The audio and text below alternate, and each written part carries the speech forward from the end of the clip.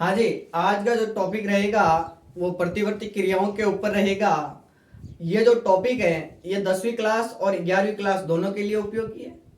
तो प्रतिवर्ती क्रियाएं क्या होती है, किसे कहते हैं, कितने प्रकार की होती है, कौन कौन से उदाहरण होते हैं और प्रतिवर्ती क्रिया की खोज किसने की और इसकी क्रियाविधि ये किस प्रकार से काम करती है उसका अध्ययन करेंगे। ठीक है। जैसे आपको मैं कुछ एग्जाम्पल बताता हूँ, जैसे प्रतिवर्ती क्रियाओं पढ़ने से पहले जैसे आप कोई एग्जाम्पल बताता हूँ। जैसे कोई स्वादिष्ट भोजन बन रहा है घर के रसोई के अंदर, ठीक है। तो आपने अभी तक भोजन किया ही नहीं, लेकिन जैसे ही नाम सुना कि भाई रसगुल्ले बन रहे हैं तो लार टपक गई ना आपकी। टपकी कि नहीं टपकी भाई? कुछ एग्जाम्पल बता रहा हूँ, आप समझने का प्रयास कीजिए। जैसे गाड़ी चला रहे हो, कोई मच्छर आ रहा है आंखों के सामने तो आंखें ऑटोमेटिक बंद कर देते हो, होता है कि नहीं होता है? ये सब क्या है? ये सब प्रतिवर्ती क्रिया है।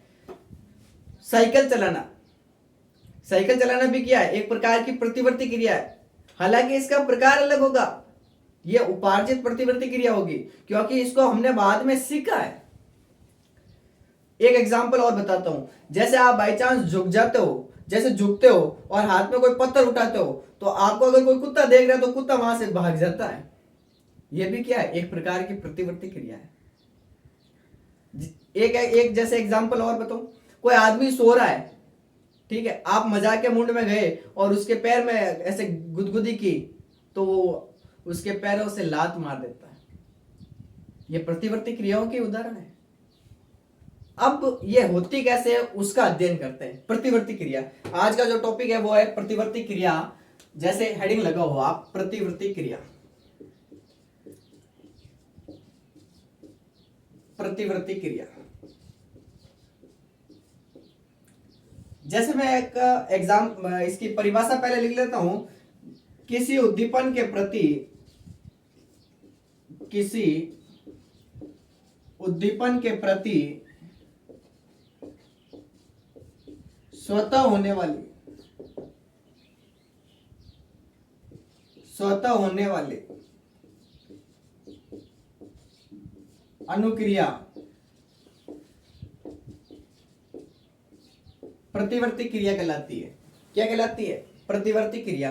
किसी उद्दीपन के प्रति स्वतः होने वाली अनुक्रिया प्रतिवर्ती क्रिया कहलाती है। इसके अंदर इंक डालो। परिभाषा है, किसी उद्दीपन के प्रति स्वतः होने वाली अनुक्रियाओं को प्रतिवर्ती क्रिया कहते हैं। जैसे मैंने आपके सामने एक एग्जांपल बताया, पैर के अंदर कांटा चुभा तो आपने पैर हटा लिया, ठीक है। तो कांटा क्या है? कांटा एक प्रकार का उद्दीपन है और पैर हट गया, वो क्या है? एक स्वतः होने वाली, ऑटोमेटिक होने वाली क्रिया है, स्वतः होने वाली अनुक्रिया है। स्वतः होने, अपना आप हट जाता है। कि यार ऐसा तो है नहीं कि कांटा चुभा पैर के अंदर और आपको मजा आ रहा है, आप और डिस्को डांस कर रहे हो, पैर दबा रहे हो उसके ऊपर, है ना, मजे ले रहे हो ना, ऐसा तो होता नहीं ना। तो यही प्रतिवर्ती क्रिया कि किसी उद्दीपन के प्रति अगर स्वतः होने वाली अनुक्रिया हो रही है तो वो प्रतिवर्ती क्रिया है। जितनी भी प्रतिवर्ती क्रियाएं हैं वह सब अनैच्छिक प्रकार की होती है, अनैच्छिक प्रकार की होती है। और क्या नई बात है? कुछ एग्जाम्पल देखो। जैसे किसी जाने पहचाने भोजन को देखते ही मुंह के अंदर से क्या आ जाती है? लार आ जाती है। यह प्रतिवर्ती क्रिया का एक एग्जाम्पल है। स्वादिष्ट भोजन को देखते ही या जाने पहचाने भोजन को देखते ही क्या आ जाती है? लार आ जाती है। उद्दीपन क्या है? भोजन है, ऑटोमेटिक क्या आ रही है? लार आ रही है। ये भी क्या है? प्रतिवर्ती क्रिया। समझ रहे हो आप? समझने का प्रयास करना एक एक बिंदु को, ठीक है। दूसरा एग्जांपल देखो आप। अगर भोजन नली, अगर भोजन नली में न जाकर श्वास नली में चला जाए, किस में चला जाए? श्वास नली में, तो क्या आने लगती है? हिचकी। यह भी प्रतिवर्ती क्रियाओं का उदाहरण है, ठीक है। एक एग्जांपल और देखो आप। कोई गर्म वस्तु है,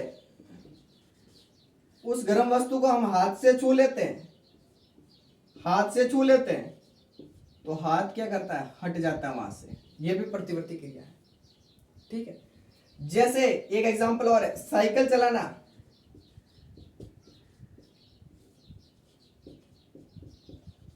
ये भी प्रतिवर्ती क्रिया है। एक एग्जांपल और, कक्षा में अध्यापक, जैसे ही आप क्लास में बैठे हो और आपके सामने कोई टीचर आया तो आप टीचर को देखते ही अपने स्थान से क्या हो जाते हैं, खड़े हो जाते हो, ये भी क्या है, प्रतिवर्ती क्रिया है। तो ये ऊपर की बातें आपको पहले याद रखनी है कि किसी उद्दीपन के प्रति, उद्दीपन यानी स्टिमुलेटिंग, कोई उद्दीपन दे रहे हो आप, उस उद्दीपन के प्रति स्वतः होने वाली अनुक्रिया है। जैसे पैर के अंदर कांटा चुभा तो कांटा क्या एक प्रकार का उद्दीपन है और वहां से पैर हट गया, वो एक अपने आप होने वाली क्रिया है, उसको कहते हैं प्रतिवर्ती क्रिया। जितनी भी प्रतिवर्ती क्रिया है वो सारी की सारी अनैच्छिक होती है। ठीक है, हमारी इच्छा शक्ति के अनुरूप वो काम नहीं करती है। ठीक है, ऑटोमेटिक होती है, अनैच्छिक होती है। जैसे कुछ एग्जाम्पल आपको याद करना है कि स्वादिष्ट भोजन को देखते ही मुंह से क्या निकल जाती है, लार आ जाती है। भोजन, अगर भोजन नली में न जाकर श्वास नली में चला जाए तो क्या आने लगती है, हिचकी आने लगती है। गर्म वस्तु के ऊपर अगर हाथ छू जाए तो वहां से हाथ हट भी जाता है, ये भी क्या है, एक प्रकार की प्रतिवर्ती क्रिया। साइकिल चलाना, ये भी एक प्रकार की प्रतिवर्ती क्रिया है। अब प्रतिवर्ती क्रियाओं के प्रकार, सेकंड बात आती है कि ये जो प्रतिवर्ती क्रिया है ये कितने प्रकार की होती है। तो प्रतिवर्ती क्रियाएं दो प्रकार की होती है। कितने प्रकार की होती है, सरल और उपार्जित, दो प्रकार की। सेकंड हेडिंग लगाएंगे आप, प्रतिवर्ती क्रिया के प्रकार। प्रतिवर्ती क्रिया के प्रकार, जो प्रतिवर्ती क्रिया है ये दो प्रकार की होती है। पहली है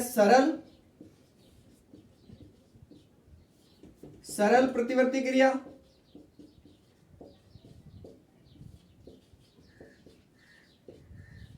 दूसरी होती है उपार्जित प्रतिवर्ती क्रिया। एक एक बिंदु को आप ध्यान से सुने, ज्यादा हार्ड नहीं है, इजी है। एक होती है सरल प्रतिवर्ती क्रिया और एक होती है उपार्जित प्रतिवर्ती क्रिया। इनके और नाम है, जैसे इस सरल का एक और नाम है अप्रतिबंधित प्रतिवर्ती क्रिया और इसका दूसरा नाम है प्रतिबंधित प्रतिवर्ती क्रिया। ठीक है, दो प्रकार की होती है प्रतिवर्ती क्रिया, एक होती है सरल प्रतिवर्ती क्रिया और एक होती है उपार्जित प्रतिवर्ती क्रिया। सरल प्रतिवर्ती क्रिया का दूसरा नाम है अप्रतिबंधित और उपार्जित प्रतिवर्ती क्रिया का दूसरा नाम है प्रतिबंधित। ठीक है, अब एक एक की बात करें। सबसे पहले बात करेंगे हम सरल प्रतिवर्ती क्रिया। जो सरल प्रतिवर्ती क्रिया होती है ये जन्मजात होती है। इसको हम कहां से सीखते हैं, जन्म से सीख के आते हैं, जन्मजात होती है। जैसे एक एग्जांपल बताओ आप, पहले आप बताओ फिर मैं बताता हूं।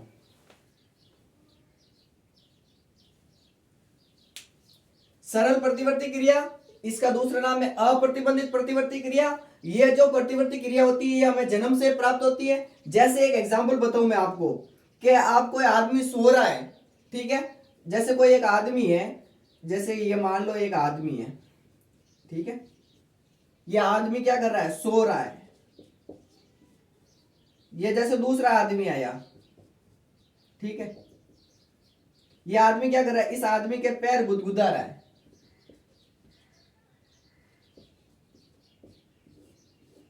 अरे मारवाड़ी में क्या गिदगिदी हलावे, अगर वो आदमी इन आदमी पग में गिदगिदी हलावे तो आदमी वो हुतड़ो है तो भी इन आदमी का मारी लात मारी, क्या मारेगा, लात मारेगा। तो क्या आपने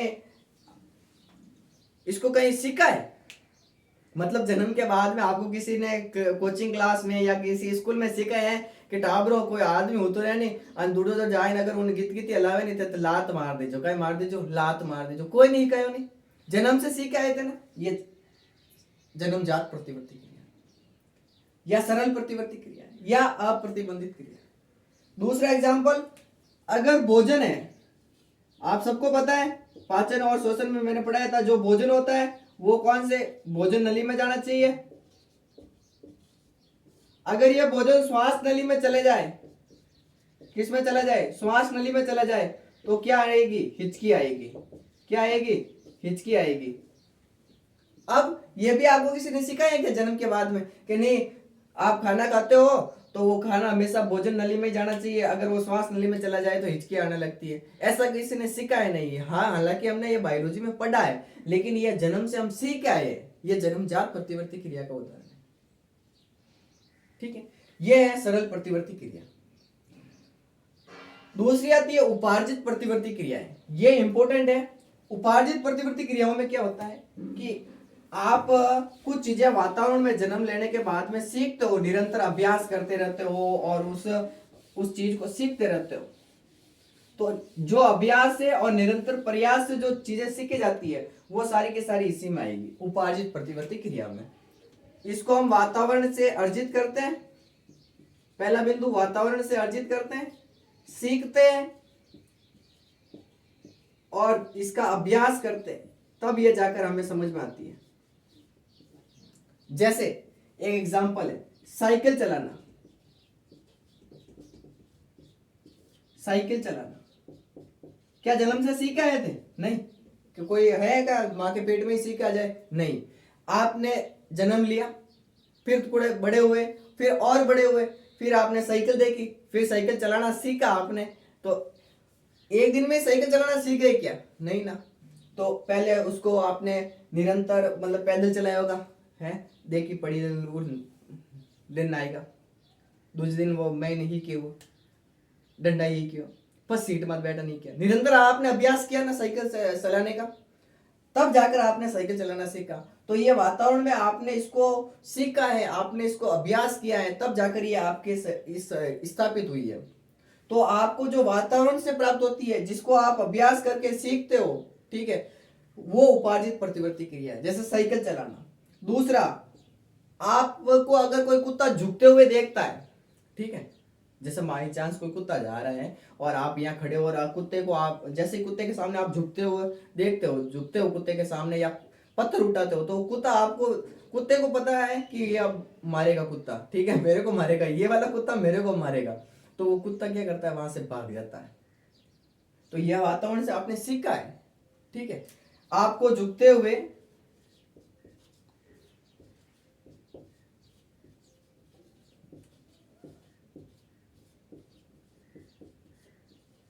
देखते या हाथ में पत्थर उठाते देखते ही कुत्ते का भाग जाना,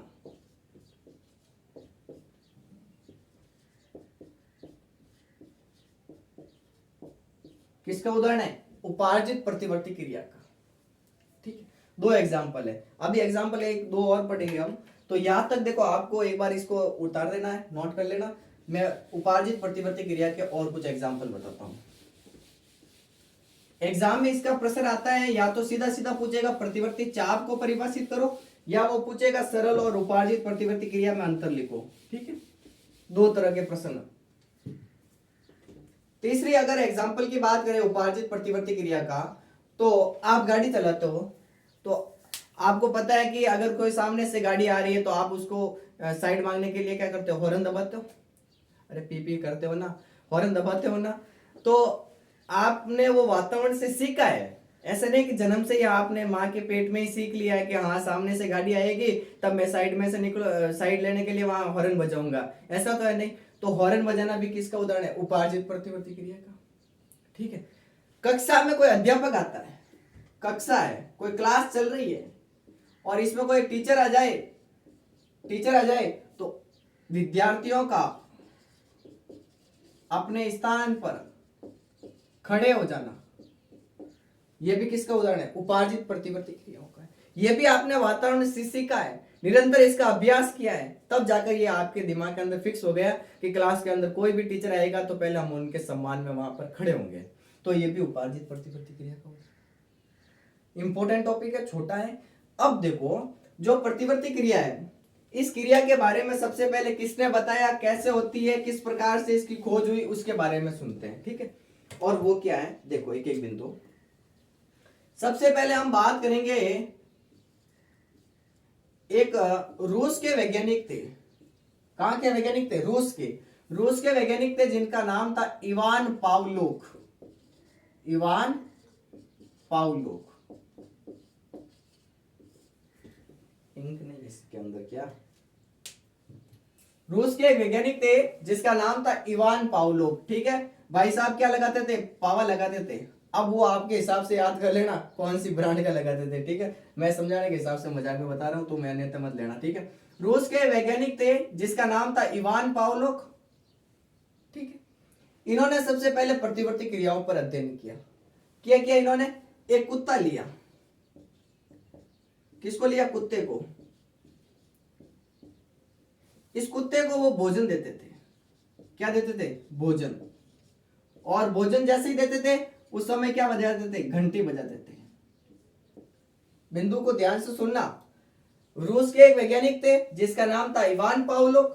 इन्होंने अपना प्रयोग कुत्ते पर किया और इन्होंने कुत्ते को भोजन दिया और भोजन के साथ इन्होंने क्या बजाई? घंटी बजाई।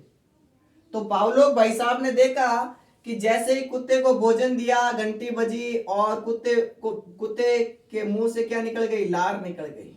क्या निकल गई? लार, स्लेवा, लार निकल गई। ऐसा प्रयास उन्होंने लगातार कुछ महीनों तक किया। फिर उन्होंने कहा कि भाई साहब, पावलोव का दिमाग और टेढ़े दिमाग वाला आदमी था। इन्होंने कहा कि कुछ अलग करते हैं। अब क्या करते हैं? अब करते हैं, पहले तो बजाते हैं घंटी। पहले क्या बजाएंगे? घंटी बजाएंगे।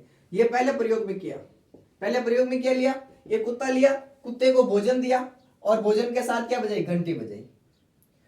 तो क्या निकली? लार निकली। कुछ महीनों तक इसी प्रकार का प्रोसेस किया उन्होंने। अब उन्होंने कहा कि कुछ अलग करते हैं। कांडी आदमी थे, कुछ अलग करने का सोचा। अब उन्होंने कहा कि पहले तो मैं बजाऊंगा घंटी। घंटी बजाऊंगा तो जैसे ही कुत्ते ने घंटी की आवाज सुनी, कुत्ता दौड़ता हुआ आया। ठीक है, भोजन दिया बाद में, तो देखा कि पहले मैंने घंटी बजा दी, अभी तक मैंने भोजन दिया भी नहीं, लेकिन जैसे ही घंटी बजी तो कुत्ते के मुंह से क्या निकल गई? लार। क्या निकल गई? लार। ये प्रतिवर्ती क्रिया, क्योंकि ये चीज कुत्ते के दिमाग के अंदर फिट हो गई थी कि घंटी बजेगी इसका मतलब भोजन आएगा। ठीक है, तो उसके प्रति स्वतः होने वाली क्रिया क्या है? लार। लार निकल गई। जैसे ही घंटी बजी कुत्ते के मुंह से लार निकल गई।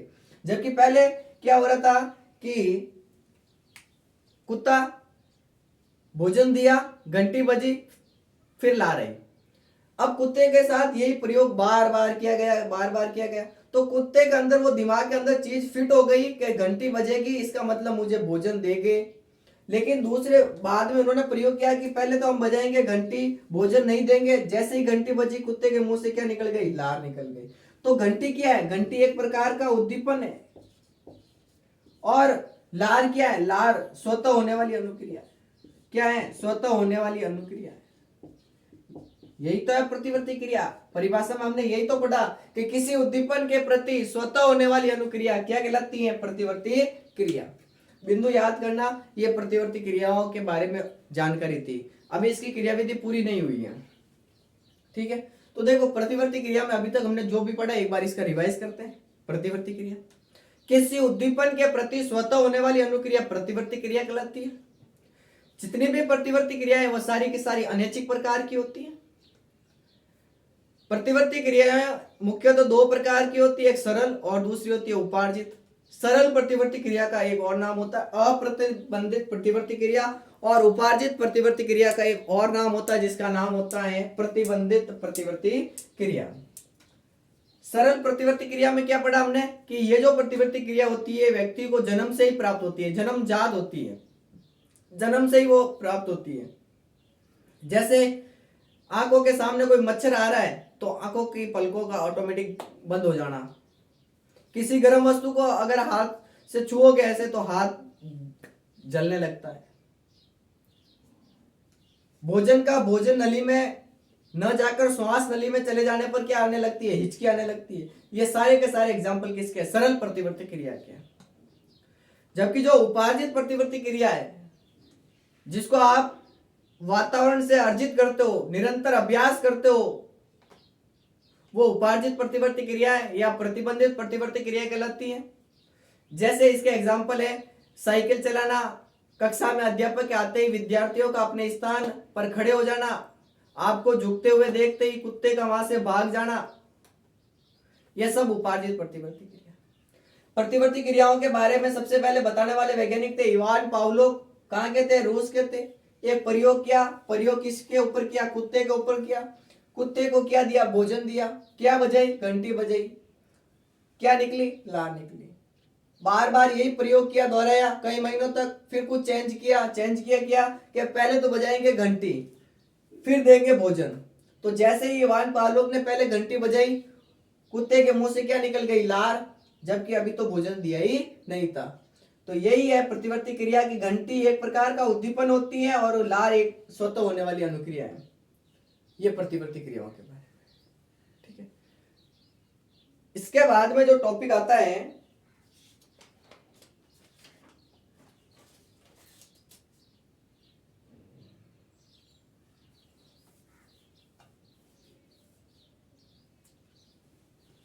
देखो अभी हमने कहा कि शरीर के अंदर जो पैर है, पैर के अंदर कांटा चुभा, पैर आपने हटा लिया, ये किस प्रकार से काम करती है प्रतिवर्ती क्रिया, इसकी क्रियाविधि कैसे होती है।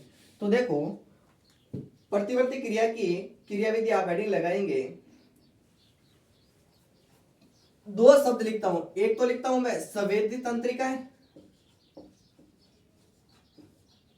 संवेदी तंत्रिकाएं, सेंसरी नर्व जिसे आप इंग्लिश में करते हो, और एक है प्रेरक तंत्रिकाएं, मोटर नर्व, प्रेरक तंत्रिकाएं।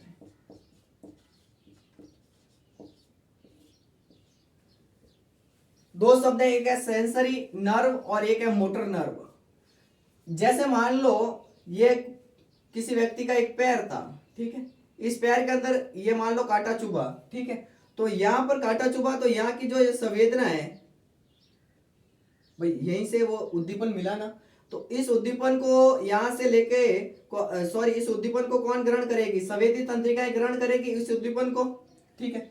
इस उद्दीपन को संवेदी तंत्रिकाएं ग्रहण करने के पश्चात इसको लेकर कौन जाएगी? मोटर नर्व, प्रेरक तंत्रिकाएं लेकर जाएगी। कहां लेकर जाएगी? स्पाइनल कोड, मेरुरज्जु,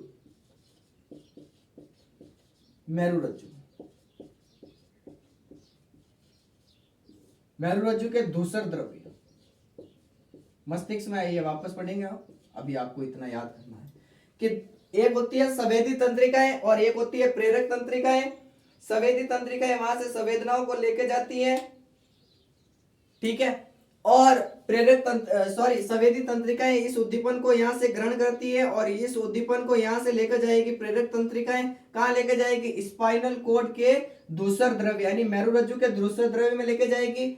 इस धूसर द्रव्य में क्या होगा? इस कांटे का जो कांटा चुभा है इसकी जांच होगी, इसकी जांच होगी कि क्या हुआ, फिर इसका विश्लेषण होगा, फिर ये स्पाइनल कोड वापस इसको ऑर्डर देगा कि वहां से पैर हटा लो। मतलब ये स्पाइनल कोड है, इस वापस इसने ऑर्डर दिया, इस ऑर्डर को लेकर भी कौन आएगी? प्रेरक तंत्रिकाएं, प्रेरक तंत्रिकाएं लेकर आएगी वापस यहाँ पर लेकर आकर इस संवेदी तंत्रिकाओं को देगी और यहाँ पर जैसे ही संवेदी तंत्रिकाओं को ये मिलेगा तो यहाँ से पैर हट जाएगा, पैर हट जाएगा। ये प्रतिवर्ती क्रियाओं की क्रियाविधि है।